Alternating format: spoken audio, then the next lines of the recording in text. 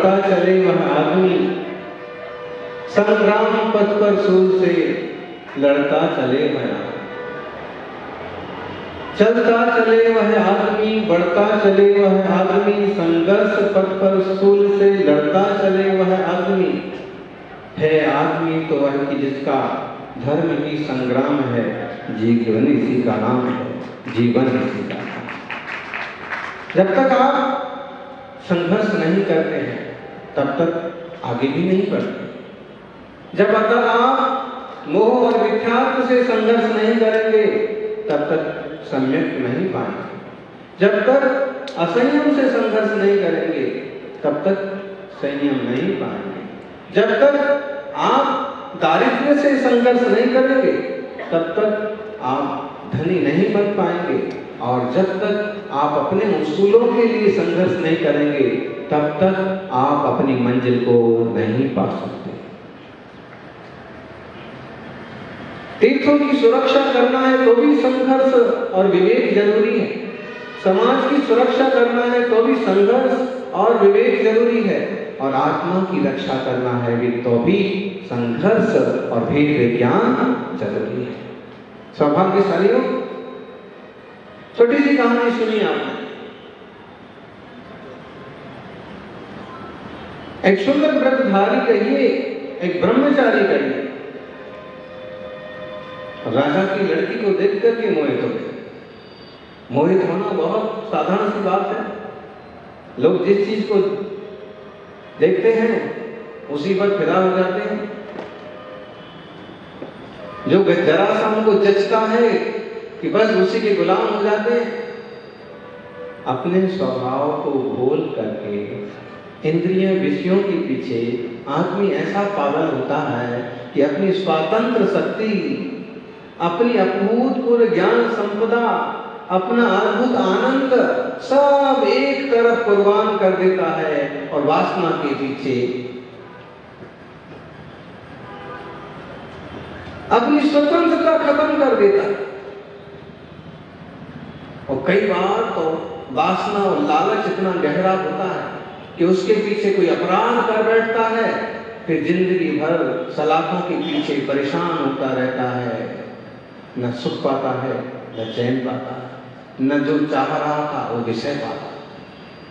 इसलिए भेद विज्ञान, तत्व ज्ञान बहुत जरूरी है और बहुत महत्वपूर्ण है। ज्ञानी जो होते हैं बहुत समझदारी से काम करते हैं। कहते हैं क्षुल्लक ने उस कन्या को देखा और लालच में पड़ गया। क्षुल्लक जी बोलिए, ब्रह्मचारी बोलिए, कोई सन्यासी बोल दीजिए। सन्यासी ने जैसे उसको देखा और उसे ऐसा लगा कि क्या रूप है, क्या सौंदर्य है, लक्ष्मी है कि सरस्वती है, कि देवी है कि रति है। और जब मन में विकार पैदा होता है ना तो उसे हजार उपाधियां सूझती हैं। ढेरों इंसान ऐसे होंगे जब तक शादी नहीं हुई थी तब तक चंद्रमुखी मालूम पड़ रही थी, और अब शादी हो गई और सर पर बाजी बजते हैं और सुनना पड़ता है तो हाँ, शादी के बोले एक है ना, शादी के पहले साल चंद्रमुखी, दूसरे साल सूरजमुखी, तीसरे साल बीते नहीं की ज्वालामुखी। किसकी कल्पना है? तुम्हारी खुद की कल्पना है। बहुत लोग ऐसे हैं कि जिनने गृहस्थी में प्रवेश किया है, बड़े अच्छे से अपनी गृहस्थी का संचालन कर रहे हैं, धर्म ध्यान कर रहे हैं, मुनि संघों की सेवा कर रहे हैं। ऐसे भी लोग हैं और ऐसे भी लोग हैं कि महीने 6 महीने भी पटरी नहीं खाती और माथा खुड़ी चालू हो जाती। कहीं ना कहीं वो विवेकवान है, वो श्रद्धालु जिनवाणी के आराधक है कि जीवन किस ढंग से चलाना। सन्यासी को लोभ आ गया, इससे शादी करना चाहिए, इसके साथ घर बसाना चाहिए।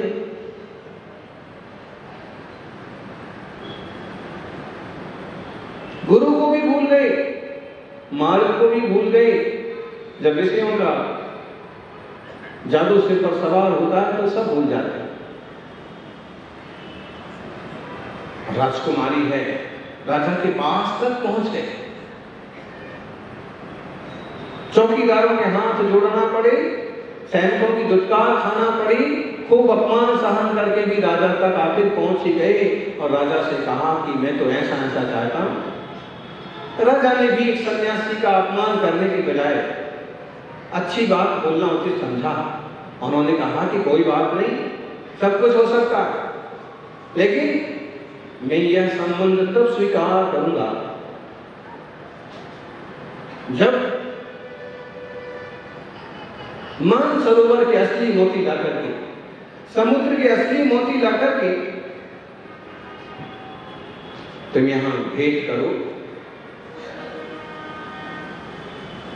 उसने कहा कि इसके लिए तो मैं तो आकाश के तारे भी तोड़ के ला सकता हूं, आसमान के तारे भी तोड़ सकता हूं, समुद्र का पानी भी सुखा सकता हूं, कुछ भी करूंगा, लेके आऊंगा। राजा ने कहा ठीक है जा भाई।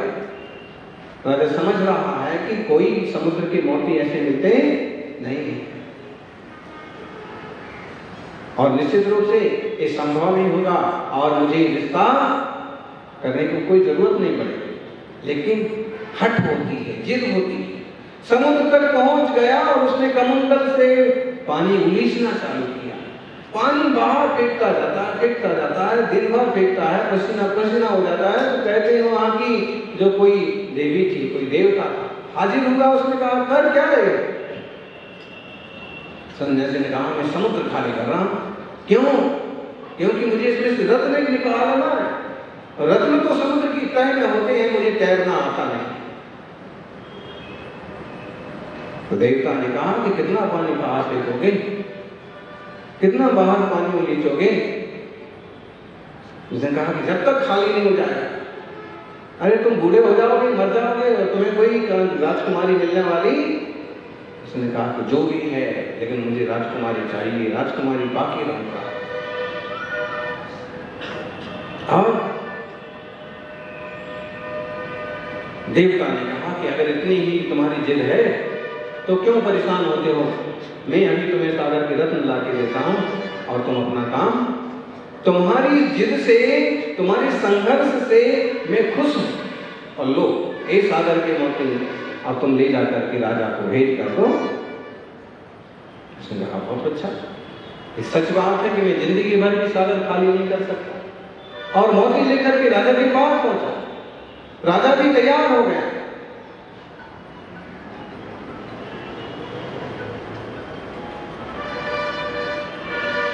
राजकुमारी बहुत बुद्धिमान थी। उसने भी कहा कि पिता की आज्ञा के मुताबिक मुझे शादी करने से कोई मनाही नहीं है।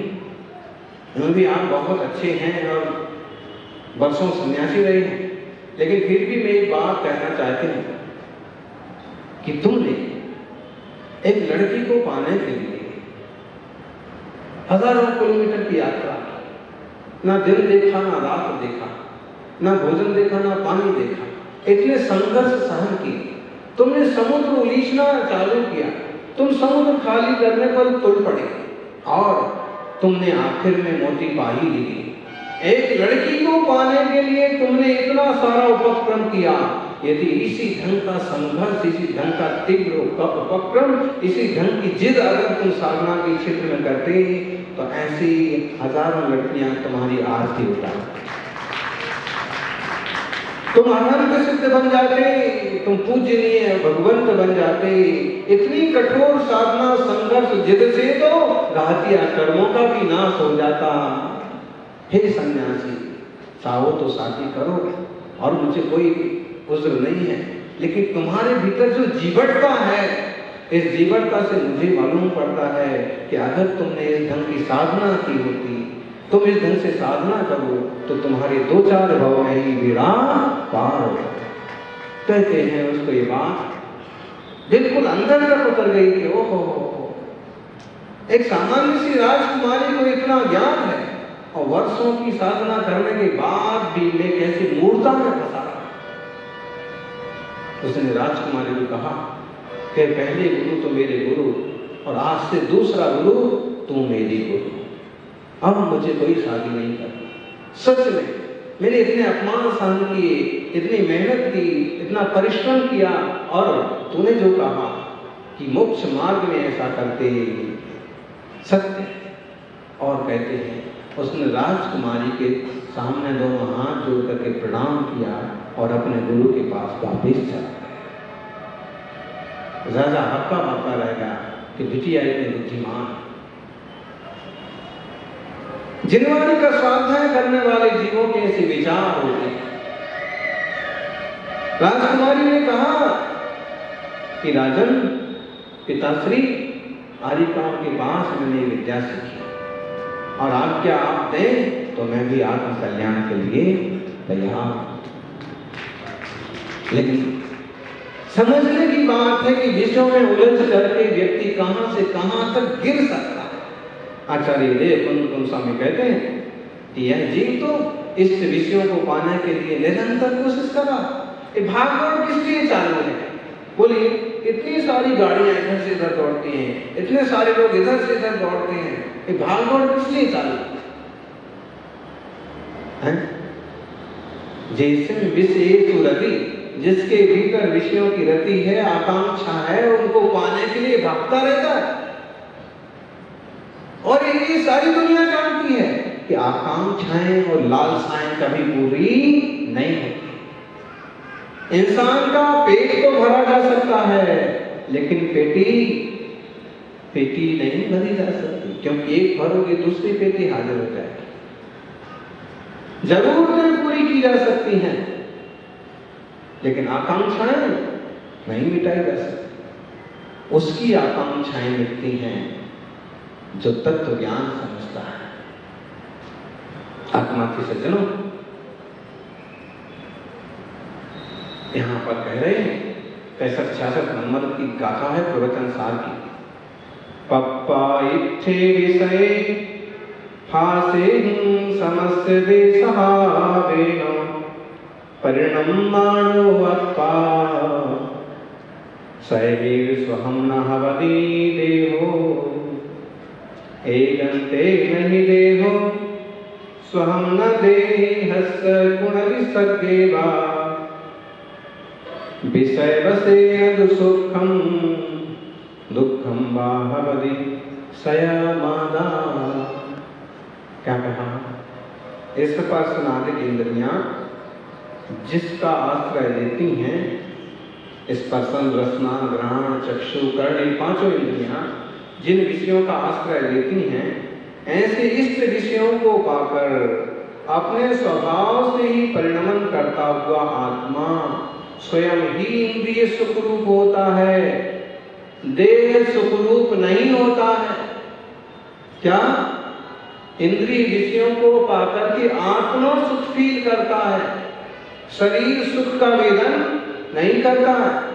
आप कहोगे नहीं, शरीर वेदन करता है, पंखा चल रहा है, हमें अच्छा लग रहा है, आपको अच्छा लग रहा है, लेकिन जिसको बुखार चढ़ा है उसको पंखा चल रहा है तो उसे बुरा लग रहा है।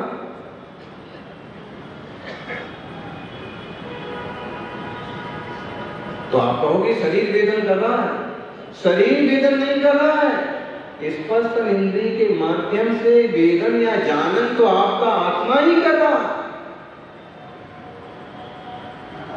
जहां किसी का शव रखा है और आप बैठने गए हैं, बैठना जानते हो ना?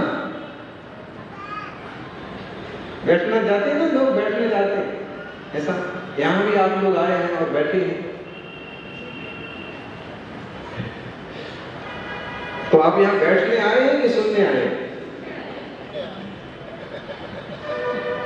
देखो कितना फर्क पड़ता है शब्द शब्द का और स्थान स्थान का और उसके साथ बॉडी लैंग्वेज का।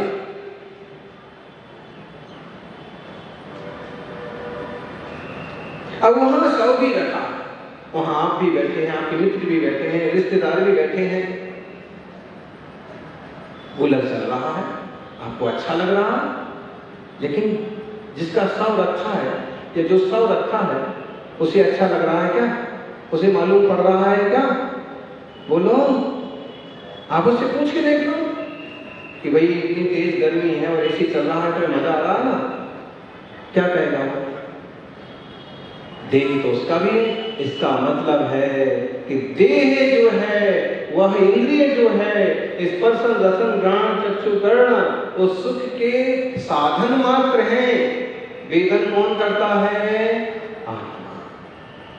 इससे ये बात निश्चित समझ लो कि देह सुख और दुख का वेदन नहीं करता है, उसके माध्यम से सुख दुख का वेदन करता है आत्मा। इसलिए इस देह के लिए ही सब कुछ मत करो। आप कहोगे देह के माध्यम से आत्मा को सुख होता है, इसीलिए तो हम दुनिया के सारे सुख इकट्ठे करते हैं। तो आचार्य कहते कि नहीं, इनसे इंद्रियों की तृप्ति होती है, तृप्ति नहीं होती है, इच्छाएं और बढ़ती हैं, आकुलता बढ़ती है। और ये जो तुम्हारा सुख है ना, ये भी एक तरह की आकुलता रूप है। एसी पंखा चलता चलता रुक गया, बंद हो गया, या कोई मोटा आदमी आकर के उसके सामने बैठ गया, अब आपका हाल देखो। और अगर वो मोटे वाले आदमी कोई बड़े सेठ जी हैं, अब आप उनको बोल भी नहीं सकते कि भाई साहब कूलर से थोड़ा इधर आ जाओ, एसी से थोड़े इधर आ जाओ। आप मन में इतने इतने बड़बड़ाते रहते हैं ना, इसको यहीं बैठना था, इसको अभी आना था, सारी मेरी हवा रुकी है। कई बार तो बोलने भी लगते हैं भाई साहब हवा छोड़ा ना जरा। अब चौके में ना तो बहुत लोग इकट्ठे हो जाते हैं, तो जो दो चार व्यवस्था बनाने वाले वो बोलते हैं जरा पीछे से आवाज छोड़ो, जरा पीछे से आवाज छोड़ो। और हम उनको इशारा करते हैं कि कुछ मत बोलो। अगर वो इस समय यहाँ पीछे से आवाज छोड़ेगा ना,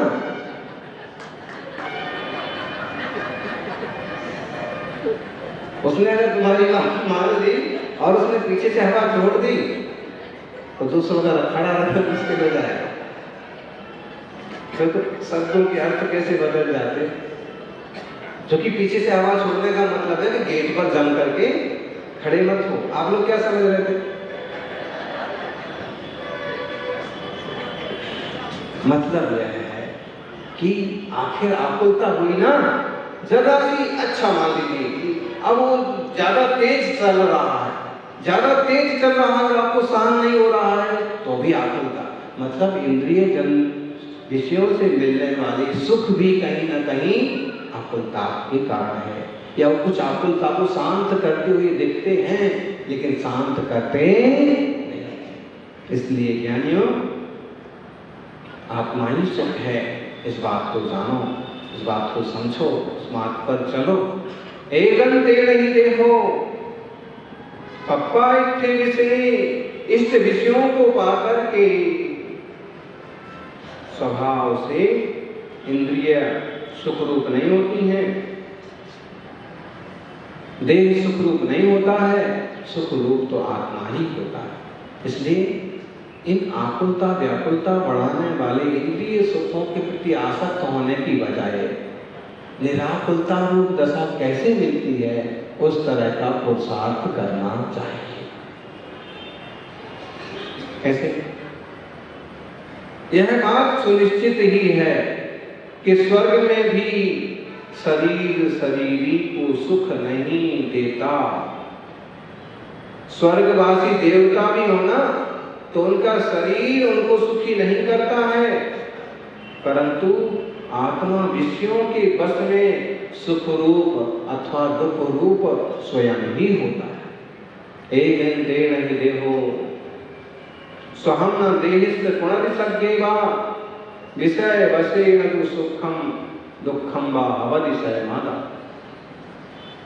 आप कहोगे महाराज जी, इंसान को अपन सुखी मत करो, इंसान के शरीर से, इंसान के शरीर को सुख नहीं है, लेकिन देवताओं को तो सुख है, देवता तो बहुत सुखी माने जाते हैं। तो आचार्य महाराज कह रहे हैं कि ज्ञानी, देवताओं का शरीर जो है, रिद्धियों संपन्न जो उनकी क्षमता है, उनका इतना सुंदर देह है, वह देह भी उनकी आत्मा को सुखी नहीं करता है, क्योंकि जड़ का स्वभाव सुख नहीं है। क्या कहा माता जी? क्या कहा? जड़ का स्वभाव सुख नहीं है, चेतन का स्वभाव सुख है।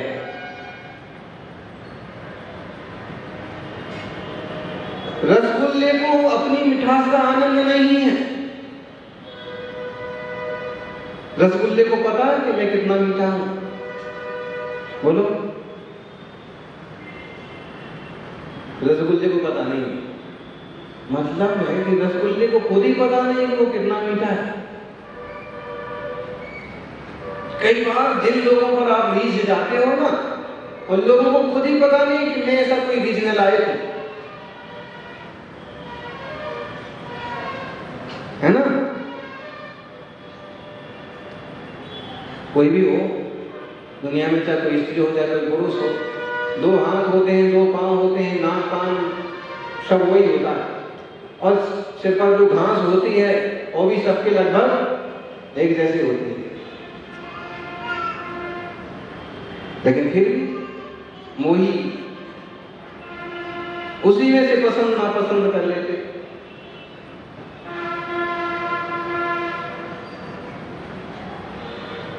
दरिद्र किसी का आदमी होता है ना, तो वह रद्दी मार्केट में से भी कोई ना कोई चीजें ढूंढ लेता है।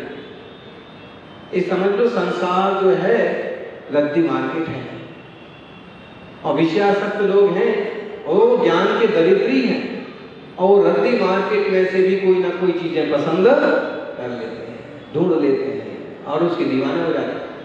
और जो ज्ञान से धनवान है, ज्ञानी है, उन्हें सब समझ में आया कि दुनिया तो एक तरह से रद्दी मार्केट ही तो है। असली मार्केट कहिए, असली संपत्तिवान लोग कहिए, वो तो सिद्ध शिला पर विराजमान है, जिनने अपना वैभव पाया। ज्ञानियों, जो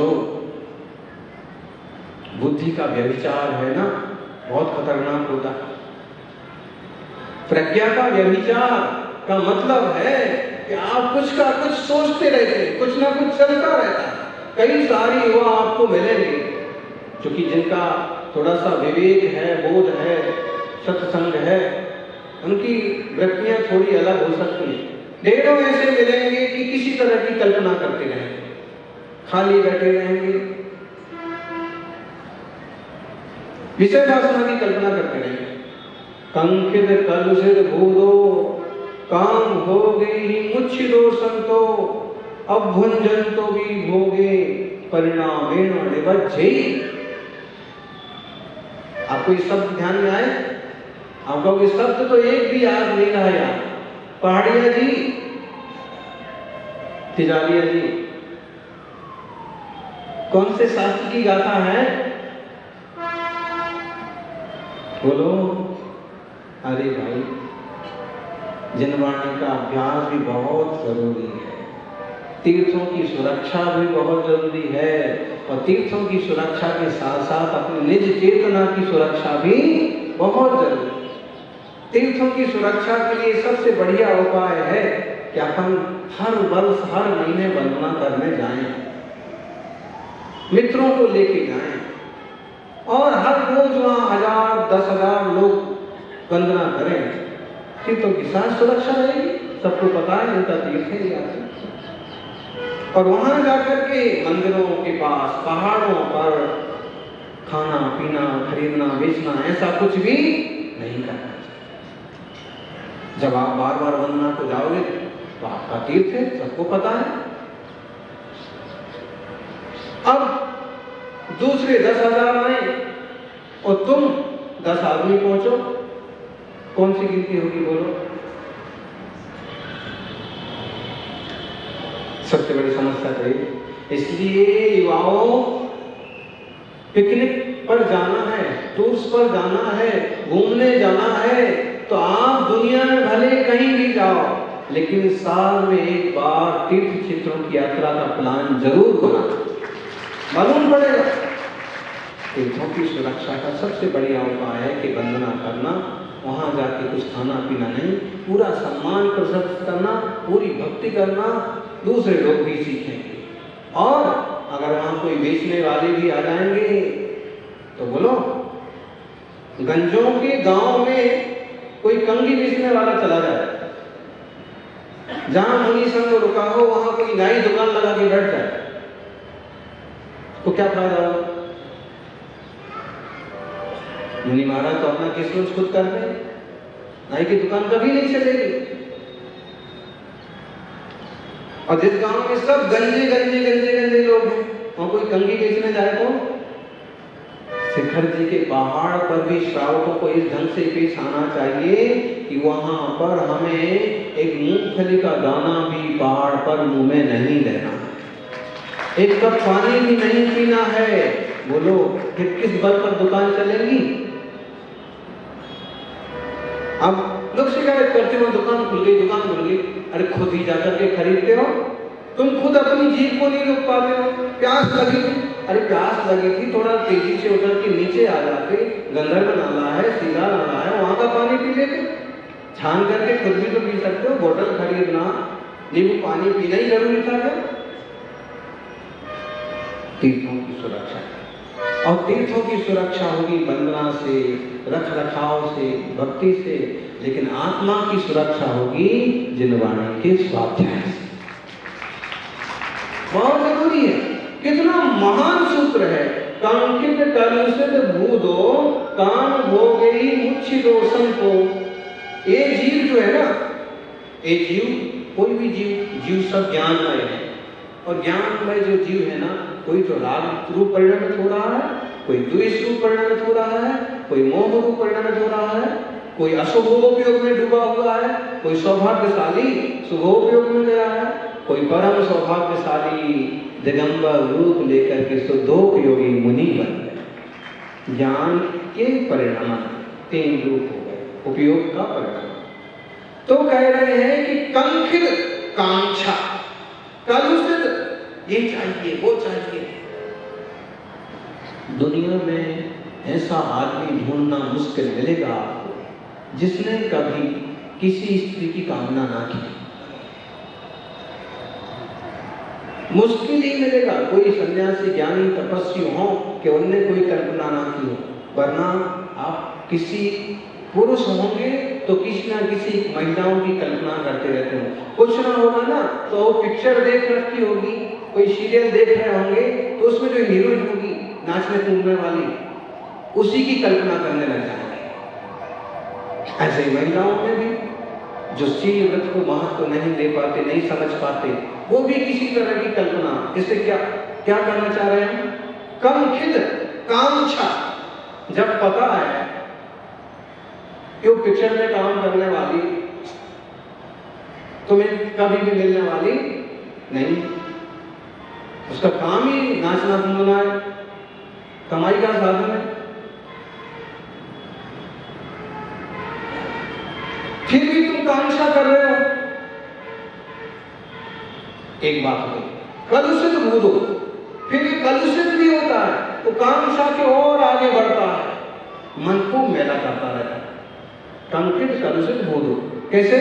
काम भोगे ही मुच्छिदो संतो, काम भोग विषय वासना, खाने पीने की चीजें, उसकी कल्पना कर करके और मूर्छित की तरह रहता।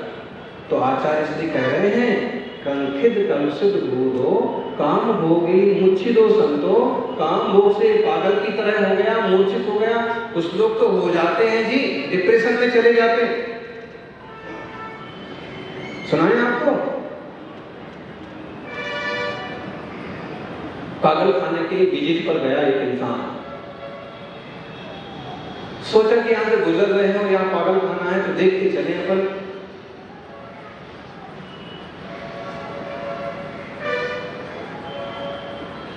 कुछ डोनेशन कर रहे हैं, लोगों का काम चलता है, तो वो अंदर गया और उसको वहां के इंचार्ज जो थे, वहां के जो प्रबंधक थे, उन लोगों ने देखा कि बहुत अमीर आदमी आए हैं और दान करने वाले व्यक्ति आए हैं, तो फिर सबका वो दिखाता था। तो एक एक बैरक दिखाता, एक बैरक एक कोठरी में दिखाया कि वो आदमी तरह तरह कल्पना करता है। एक तू ना मिला, एक तू ना मिली, और तरह तरह की गलतियां, रो रहा है। तो उसने कहा कि इसको क्या हुआ था, ये सब पागलपन क्यों कर रहा, इंसान बड़ा अच्छा दिख रहा है, हैंडसम है, स्मार्ट है, तो इसका क्या हुआ। तो उसने कहा कि इसकी जो हिस्ट्री है, इसका जो इतिहास है, इसकी जो समस्या है, एक लड़की को प्यार करता था और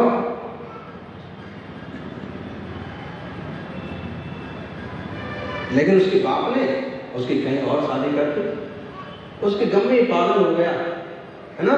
कंकित कलुषित भूतो काम हो गई मूर्छित संतो, काम भोगों के कारण से मूर्छित हो रहा है, पागल हो रहा, कोई लेना देना नहीं, जबरदस्ती। तुमने ही देखा और तुम ही चाहने लगे और तुम ही गुलाम बनने लगे। दूसरे ने क्या किया, वो भी होता ना एक तरफा प्यार, और दो तरफा भी हो है तो पागलपन।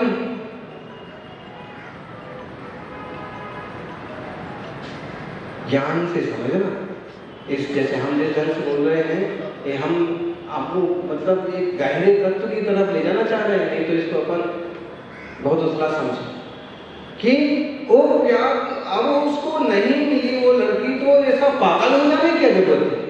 मतलब है कि दो चार बार ही बात हुई, दो चार बार ही सूरत देखी और अपनी जिंदगी खराब कर ली। क्यों, कंकित कलुषित भूतो काम हो गई मूर्छित हो सबको, काम भोगों की कल्पना कर करके पागल हो गए, उपलब्धि नहीं हुई तो फिर माइंड ही आउट हो गया। फिर अभुंजन भी भोगे परिणाम निमज्जई, भोग नहीं भोग रहा है फिर भी परिणामों से बंध कर रहा। ध्यान में आ रहा, तत्व ज्ञान की बात है कि कम से कम परिणाम तो समान लो। उस इंसान ने कहा कि इसको नहीं मिली इसलिए पागल हो गया, वो बस यही कल्पना करता रहता है, ऐसे ही गीत गाता रहता है, ऐसे हाथ फैलाता रहता है, दीवारों पर फोटो बनाता रहता है, नाम लिखता रहता है। ठीक है, इतना भाग किया लेकिन इतना अच्छा व्यक्ति आगे बढ़े। तो और कुछ पागल थे, वो अपने अपने ढंग से छोटे मोटे काम कर रहे थे, कोई जमीन खोद रहे थे, कोई दीवार बजा रहे थे, कोई एक ही शब्द बोले जा रहे। फिर आगे देखा तो वहां भी एक हैंडसम युवक, वो भी मार डालूंगा, गर्दन उतार दूंगा, जिंदगी बर्बाद कर दी। उसने कहा कि इसको क्या हुआ, ये भी इतना सुंदर है, इतना बढ़िया है। उसने कहा कि इसकी स्टोरी है कि इसकी शादी हुई थी और इसकी बीवी जो है इसको इसकी आपस में नहीं जमी, इनकी आपस में नहीं पड़ी, उसका यहाँ है। मतलब आप वो कहते, उसने कहा यही है वो इंसान जिस छोकरी को चाहता था वो उसको नहीं मिल करके वो इसको मिल गई थी, उसको नहीं मिली सो पागल हो गया और इसको मिल गई और आपस में ना पड़ी सो पागल हो गया। संसार के विषय इसी ढंग से चलते हैं, इसलिए बहुत ज्यादा कल्पना है, बहुत ज्यादा कामना है, कोई बुद्धिमानी नहीं है। लगता है कि वो चीज मिल जाएगी तो एक चीज आएगी, गाड़ी मिल जाएगी, सुख हो जाएगा। लेकिन एक गाड़ी आती है, एक सुख लाती है, 100 दुख लाती है, फिकर लाती है, पंचर ना हो जाए,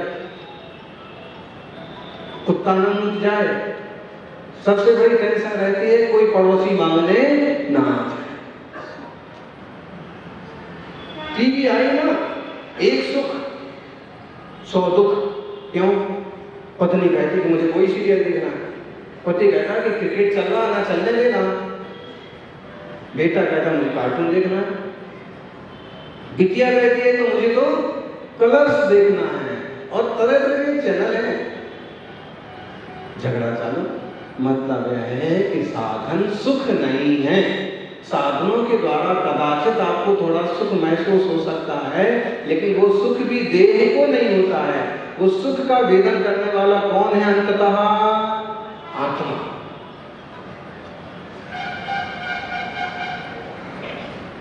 इसलिए अपनी चेतना को समझना, अपने चैतन्य स्वभाव की संभाल करना इससे कल्याण होगा। स्वर्ग के देवता भी है ना, रिद्धियां भी हैं उनके पास, लेकिन उन्हें भी जो सुख हो रहा है वो सुख देह से, स्पर्श से चेतना को होता है। हम इस भूल में, हमें ऐसे लगता है कि देह को सुख होता है, बर्फ चाहिए, ठंडा ठंडा पानी चाहिए। मुनिराजों को देखो, गर्मी के दिनों में भी गरम गरम पानी, सिर्फ गरम पानी। आहरचर्या को गए हैं और श्रावक ने गरम गरम पानी अंजलि में दिया, क्यों? वो प्रासु की जल पीते, कुएं का छना हुआ प्रासु किया हुआ जल लेते हैं मुनिराज। आप कहोगे इस जमाने में कहां से कुआं लाएं? कहीं से भी लाओ भाई। क्यों? जरूरी है क्या? आरओ का इतना बढ़िया पानी आ गया भाई, आरओ का पानी, बोतल का पानी आपके लिए अच्छा हो सकता है, उसमें विटामिन भी हो, क्योंकि इसमें विटामिन बहुत सारे खत्म हो जाते हैं, मिनरल्स बहुत सारे खत्म हो जाते हैं, लेकिन मान लो एक बार इसमें हो सकते हैं मिनरल्स भी हो, शुद्धि भी हो। मिनरल्स भी हैं, शुद्धि भी है, लेकिन उसके पीछे असंख्यात जीवों का भाग होगा। मुनिराज की कल्पना है पूर्ण अहिंसा की, और वो कहते भैया मुझे अंजलि भर पानी भी चाहिए, तो वो ऐसा मिले कि जिसमें एक इंद्रिय जीवों का भी घात नहीं हुआ, कम से कम हुआ। कम से कम कुएं में छान करके पानी में 30 जीव तो तू वहां पहुंचा दे। छोटे छोटे जीव होते हैं, आंखों से भी नहीं दिखते, तो 30 जीव तो कुएं में पहुंचा दे। बाद में इस पानी को प्राशुद्ध करो तो ज्यादा से ज्यादा एक इंद्रिय जीव के घात का दोष श्रावक को लगेगा, और श्रावक वैसे भी श्रावक है, इसलिए उसको एक इंद्रिय संबंधी पाप को महापाप नहीं माना। ऐसे कहा ना कि श्रावक पृथ्वी जल अग्नि वायु का उपयोग कर सकता है क्योंकि वो गृहस्थी है, लेकिन वो भी 30 जीवों को तकलीफ नहीं देता। फिर ये प्राशुद्ध जल, ऐसा प्राशुद्ध जल आपका ना मिले तो नदी का हो भाई, बरसता हुआ पानी हो, नहर बहती जा रही है, खेत में छोड़ा गया पानी है, उसमें से ले लो, उसी में बिछाओ, छोड़ दो। फिर मुनिराज तो प्राशुद्ध जल लेते हैं गर्मी में, वहां उनको स्पर्श की, सुख की चाहना नहीं है, व्रत पालन करने की मुख्यता है। क्यों? उनने समझा है इंद्रिय सुख नहीं है। उसमें जल लेकर के भी हम अपने संयम की सुरक्षा कर सकते हैं। एक छोटा सा उदाहरण हुआ, ऐसे हर चीज में समझना, वो किसी भी सुख के पीछे, बाह्य सुख के पीछे नहीं दौड़ते हैं, वो अंतर्मुख होते हैं, क्योंकि उन्हें पता है सुख अंतर में है, चैतन्य में है, देह में भी नहीं है और पदार्थों में भी नहीं है। इसलिए जितना जरूरी है उतना बाह्य साधन का उपयोग किया जाता है। जैसे 24 घंटे में एक बार चर्या कर ली और अपने में श्रावक इकट्ठे हो गए, उनको थोड़ा धर्मोपदेश दे दिया और अपने धर्म ध्यान में ऐसे तत्व को समझना, और देह के पीछे ज्यादा जंजाल मत रचना। अगर कोई सुविधा ना मिले तो बुरा नहीं सोचना, अच्छे भावों से अपने परिणाम को संभालना, कल्याण होगा। जय बोलिए 24 तीर्थंकर भगवान की। बोलिए परम पूज्य छोट आचार्य श्री सुरेंद्र सागर जी महाराज की। बोलिए समस्त सकती हैं, लेकिन आकांक्षाएं नहीं मिटाई जा सकती। उसकी आकांक्षाएं मिटती हैं जो तत्व ज्ञान समझता है। आत्मा के सज्जनों, यहां पर कह रहे हैं 65-66 नंबर की गाथा है प्रवचन सार की। पप्पा इत्थे विषय हासे समस्य देशहावेन परिणम्माणो अप्पा सैवीर स्वहं न हवति देहो एकन्ते नहि देहो स्वहं न देहस्य गुणविसर्गेवा विषयवसेन सुखं दुःखं वा भवति सयमाना। क्या कहा? इस प्रकार स्नादिक इंद्रियां जिसका आश्रय लेती हैं स्पर्शन, रसना, घ्राण, चक्षु, कर्ण, इन पांचों इंद्रियां जिन विषयों का आश्रय लेती हैं, ऐसे इष्ट विषयों को पाकर अपने स्वभाव से ही परिणमन करता हुआ आत्मा स्वयं ही इंद्रिय सुखरूप होता है, देह सुखरूप नहीं होता है। क्या? इंद्रिय विषयों को पाकर के आत्मा सुख फील करता है, शरीर सुख का वेदन नहीं करता है। आप कहोगे नहीं, शरीर वेदन करता है, पंखा चल रहा है, हमें अच्छा लग रहा है, आपको अच्छा लग रहा है, लेकिन जिसको बुखार चढ़ा है उसको पंखा चल रहा है तो उसे बुरा लग रहा है।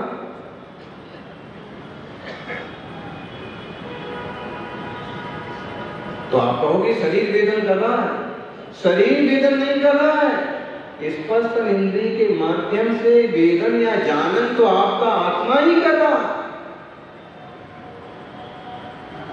जहां किसी का शव रखा है और आप बैठने गए हैं, बैठना जानते हो ना, बैठना जाते हैं ना लोग, बैठने जाते हैं ऐसा। यहां भी आप लोग आए हैं और बैठे हैं, तो आप यहां बैठने आए हैं कि सुनने आए हैं? देखो कितना फर्क पड़ता है शब्द शब्द का और स्थान स्थान का और उसके साथ बॉडी लैंग्वेज का।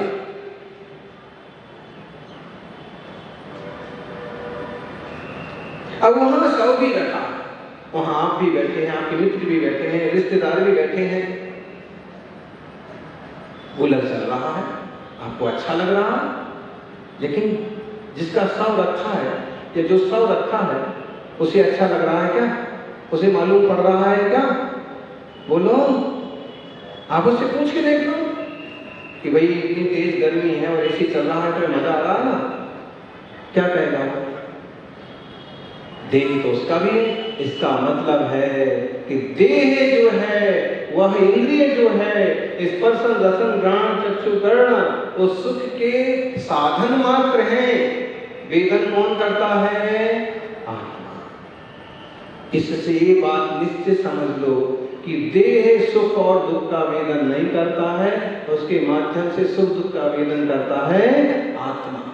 इसलिए इस देह के लिए ही सब कुछ मत करो। आप कहोगे देह के माध्यम से आत्मा को सुख होता है, इसीलिए तो हम दुनिया के सारे सुख इकट्ठे करते हैं।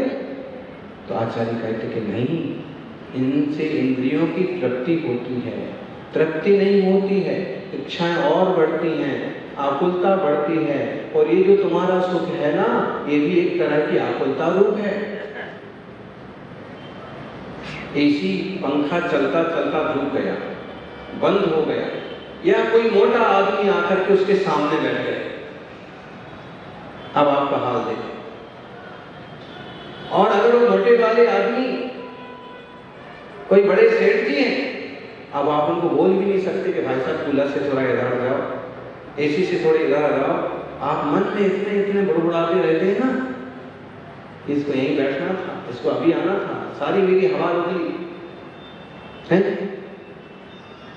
कई बार तो बोलने भी लगते हैं भाई तो हवा छोड़ा ना जरा।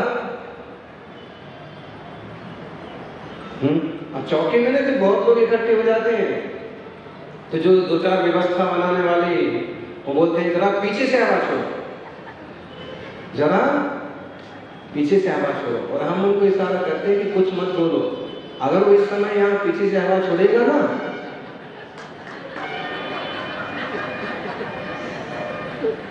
उसने अगर तुम्हारी मार दी और उसने पीछे से हवा छोड़ दी तो दूसरों का खड़ा रहना मुश्किल हो जाएगा। तो शब्दों के अर्थ कैसे बदल जाते, जो कि पीछे से हवा छोड़ने का मतलब है कि गेट पर जम करके खड़े मत हो। आप लोग क्या समझ रहे थे? मतलब यह है कि आखिर आकुलता हुई ना, जरा सी, अच्छा मान लीजिए कि अब वो ज्यादा तेज चल रहा है, ज्यादा तेज चल रहा है और आपको सहन नहीं हो रहा है, तो भी आकुलता। मतलब इंद्रिय जन विषयों से मिलने वाली सुख भी कहीं ना कहीं आकुलता के कारण है, या वो कुछ आकुलता को शांत करते हुए दिखते हैं, लेकिन शांत करते नहीं। इसलिए ज्ञानियों, आत्मा ही सुख है, इस बात को जानो, इस बात को समझो, इस मार्ग पर चलो। एगन तेड़ ही देखो पप्पा इट्ठे विषय, इष्ट विषयों को पाकर के स्वभाव से इंद्रिय सुखरूप नहीं होती हैं, देह सुखरूप नहीं होता है, सुखरूप तो आत्मा ही होता है। इसलिए इन आकुलता व्याकुलता बढ़ाने वाले इंद्रिय सुखों के प्रति आसक्त होने की बजाय निराकुलता रूप दशा कैसे मिलती है, उस तरह का पुरुषार्थ करना चाहिए। कैसे? यह बात सुनिश्चित ही है कि स्वर्ग में भी शरीर शरीरी को सुख नहीं देता।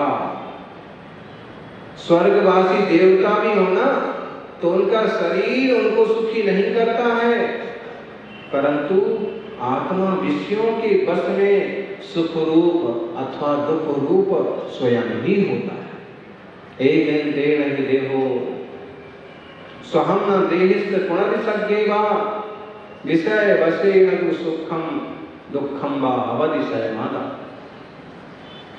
आप कहोगे महाराज जी, इंसान को अपन सुखी मत करो, इंसान के शरीर से इंसान के शरीर को सुख नहीं है, लेकिन देवताओं को तो सुख है, देवता तो बहुत सुखी माने जाते हैं। तो आचार्य महाराज कह रहे हैं कि ज्ञानी, देवताओं का शरीर जो है, रिद्धियों संपन्न जो उनकी क्षमता है, उनका इतना सुंदर देह है, वह देह भी उनकी आत्मा को सुखी नहीं करता है, क्योंकि जड़ का स्वभाव सुख नहीं है। क्या कहा माता जी? क्या कहा? जड़ का स्वभाव सुख नहीं है, चेतन का स्वभाव सुख है।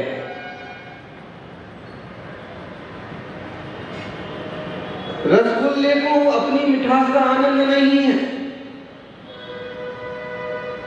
रसगुल्ले को पता है कि मैं कितना मीठा हूं?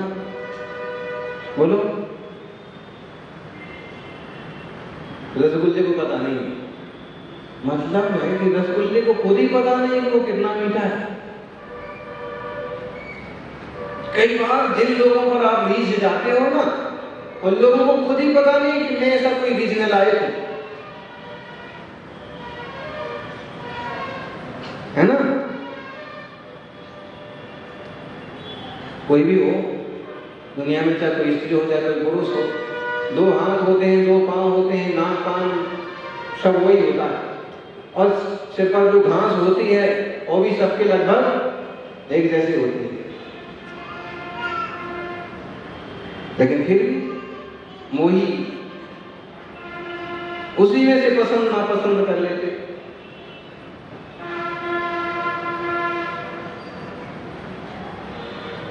दरिद्र किसी का आदमी होता है ना,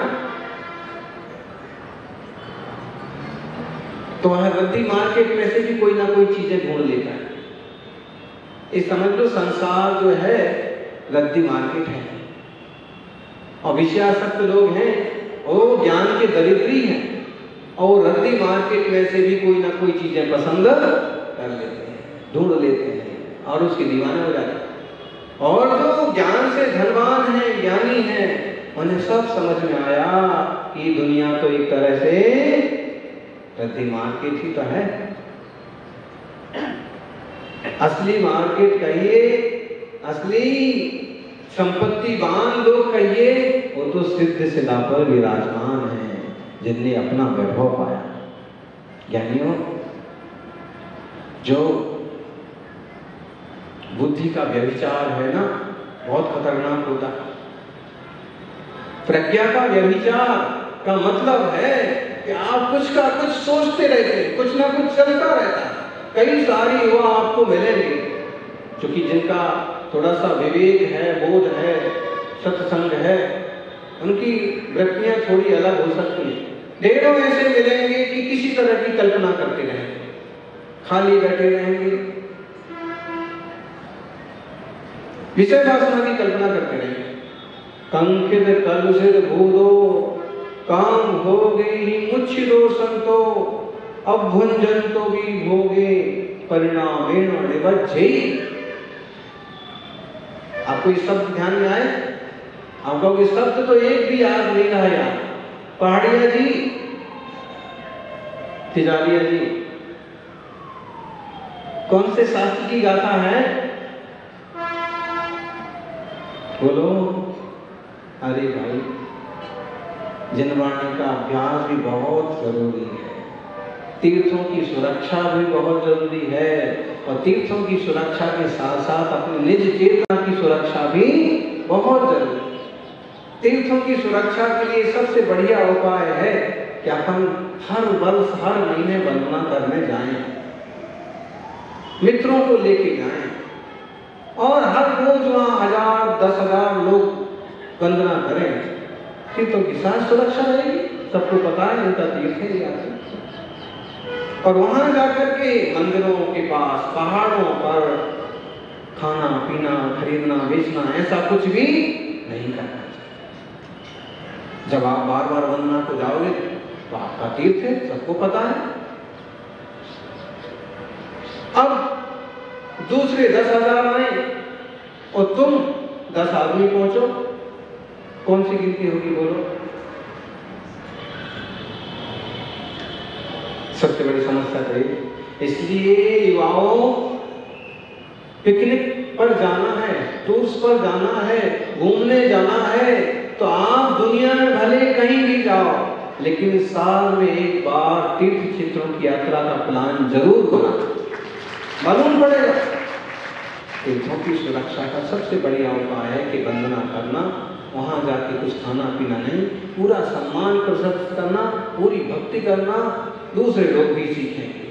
और अगर वहां कोई बेचने वाले भी आ जाएंगे तो बोलो, गंजों के गांव में कोई कंगी बेचने वाला चला जाए, जहां मुनि संग रुका हो वहां कोई नई दुकान लगा के बैठ जाए, तो क्या फायदा होगा? मुनि महाराज तो अपना किस्मत खुद कर रहे, नाई की दुकान कभी नहीं चलेगी। और जिस गांव में सब गंजे गंजे गंजे गंजे लोग हैं, वहां कोई कंगी बेचने जाए तो शिखर जी के पहाड़ पर भी श्रावकों को इस ढंग से पेश आना चाहिए कि वहां पर हमें एक मूंगफली का दाना भी पहाड़ पर मुंह में नहीं लेना, एक कप पानी भी नहीं पीना है। बोलो फिर किस बल पर दुकान चलेगी? अब लोग शिकायत करते हो दुकान खुल गई, दुकान खुल गई। अरे खुद ही जाकर के खरीदते हो, तुम खुद अपनी जीभ को नहीं रोक पाते हो। प्यास लगी, अरे प्यास लगी थी, थोड़ा तेजी से उतर के नीचे आ जाते, गंधर्व नाला है, सीधा नाला है, वहां का पानी पी लेते, छान करके खुद भी तो पी सकते हो। बोतल खरीदना, नींबू पानी पीना ही जरूरी था क्या?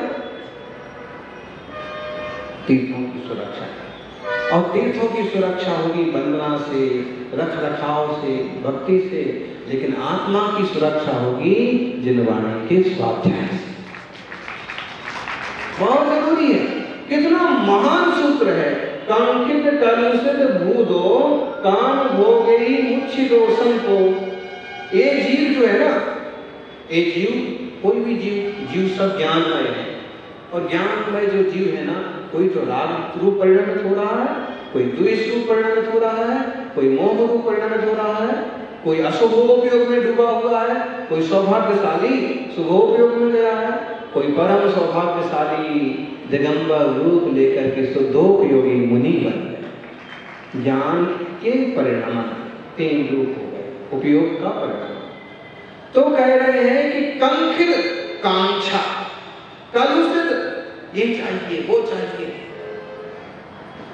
दुनिया में ऐसा आदमी ढूंढना मुश्किल मिलेगा आपको जिसने कभी किसी स्त्री की कामना ना की।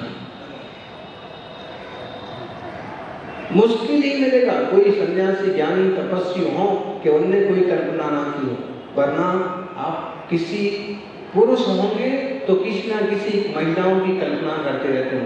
कुछ ना होगा ना तो वो पिक्चर देख रखी होगी, कोई सीरियल देख रहे होंगे तो उसमें जो हीरोइन होगी नाचने कूदने वाली, उसी की कल्पना करने लग जाएंगे। ऐसे ही महिलाओं में भी जो शील व्रत को महत्व नहीं दे पाते, नहीं समझ पाते, वो भी किसी तरह की कल्पना, इससे क्या क्या करना चाह रहे हैं? कामखिद, कामछा। जब पता है कि वो पिक्चर में काम करने वाली तुम्हें कभी भी मिलने वाली नहीं, उसका काम ही नाचना घूमना है, कमाई का साधन है, फिर भी तुम कामशा कर रहे हो। एक बात हो, कलुषित भूत हो, फिर भी कलुषित भी होता है तो कामशा के और आगे बढ़ता है, मन को मैला करता रहता है। कंकित कलुषित भूत हो, कैसे? काम भोगे ही मुच्छिदो संतो, काम भोग विषय वासना, खाने पीने की चीजें, उसकी कल्पना कर करके और मूर्छित की तरह होता। तो आचार्य श्री कह रहे हैं कंखिद कलुषित भूतो काम भोगी मुच्छिदो संतो, काम भोग से पागल की तरह हो गया, मूर्छित हो गया। कुछ लोग तो हो जाते हैं जी, डिप्रेशन में चले जाते हैं। सुनाएं आपको, पागल खाने के लिए विजिट पर गया एक इंसान,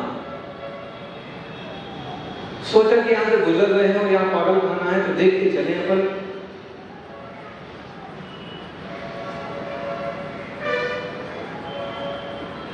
कुछ डोनेशन कर रहे हैं, लोगों का काम चलता है, तो वो अंदर गया और उसको वहां के इंचार्ज जो थे, वहां के जो प्रबंधक थे, उन लोगों ने देखा कि बहुत अमीर आदमी आए हैं और दान करने वाले व्यक्ति आए हैं, तो फिर सबका वो दिखाता था। तो एक एक बैरक दिखाता, एक बैरक एक कोठरी में दिखाया कि वो आदमी तरह तरह की कल्पना करता, एक तू ना मिला, एक तू ना मिली, और तरह तरह की कल्पना, रो रहा है। तो उसने कहा कि इसको क्या हुआ था, ये सब पागलपन क्यों कर रहा, इंसान बड़ा अच्छा दिख रहा है, हैंडसम है, स्मार्ट है, तो इसका क्या हुआ? तो उसने कहा कि इसकी जो हिस्ट्री है, इसका जो इतिहास है, इसकी जो समस्या है, एक लड़की को प्यार करता था और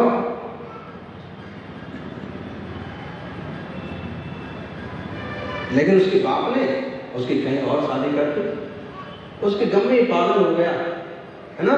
कंकित कलुषित भूतो काम भोगे मुच्छिदो संतो, काम भोगों के कारण से मूर्छित हो रहा है, पागल हो रहा है, कोई लेना देना नहीं, जबरदस्ती। तुमने ही देखा और तुम ही चाहने लगे और तुम ही गुलाम बनने लगे। दूसरे ने क्या किया? वो भी होता ना एक तरफा प्यार, और दो तरफा भी हो है तो पागलपन।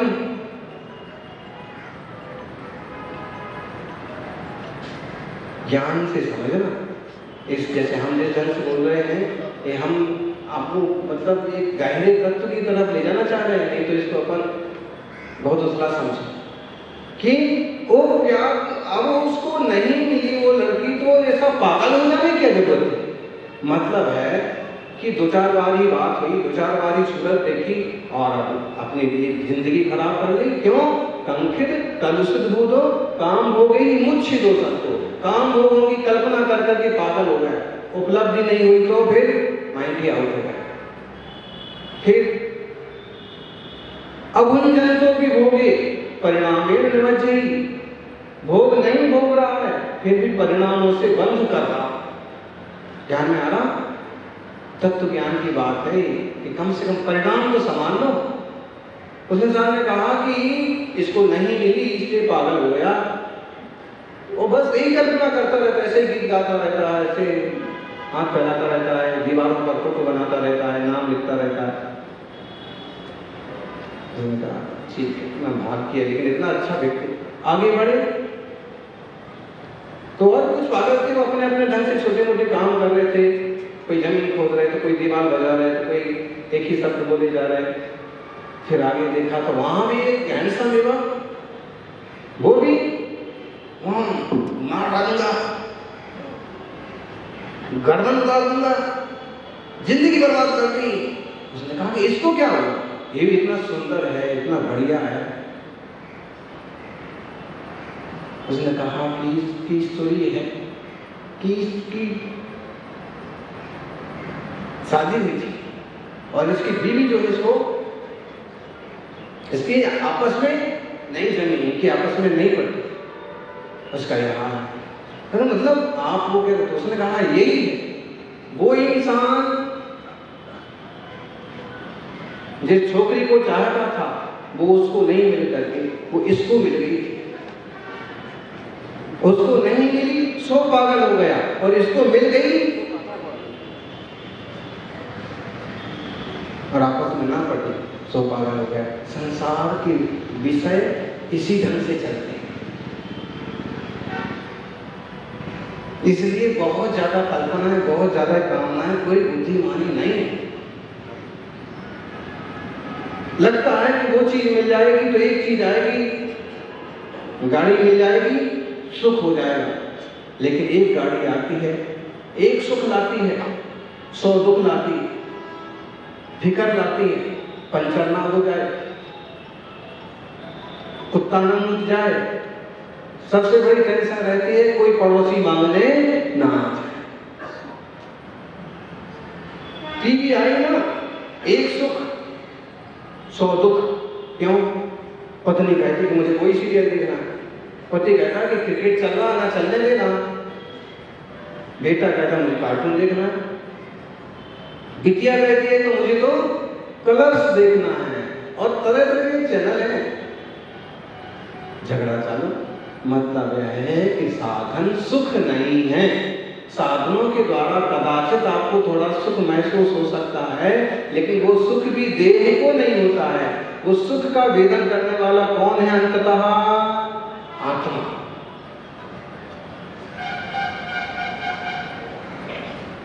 इसलिए अपनी चेतना को समझना, अपने चैतन्य स्वभाव की संभाल करना, इससे कल्याण होगा। स्वर्ग के देवता भी है ना, रिद्धियां भी हैं उनके पास, लेकिन उन्हें भी जो सुख हो रहा है वो सुख देह से, स्पर्श से चेतना को होता है। हम इस भूल में हमें ऐसे लगता है कि देह को सुख होता है, बर्फ चाहिए, ठंडा ठंडा पानी चाहिए। मुनिराजों को देखो, गर्मी के दिनों में भी गरम गरम पानी, सिर्फ गरम पानी। आहरचर्या को गए हैं और श्रावक ने गरम गरम पानी अंजुली में दिया। क्यों? वो प्रासु की जल पीते, कुएं का छना हुआ प्रासु किया हुआ जल लेते हैं मुनिराज। आप कहोगे इस जमाने में कहां से कुआं लाएं? कहीं से भी लाओ भाई। क्यों? जरूरी है क्या?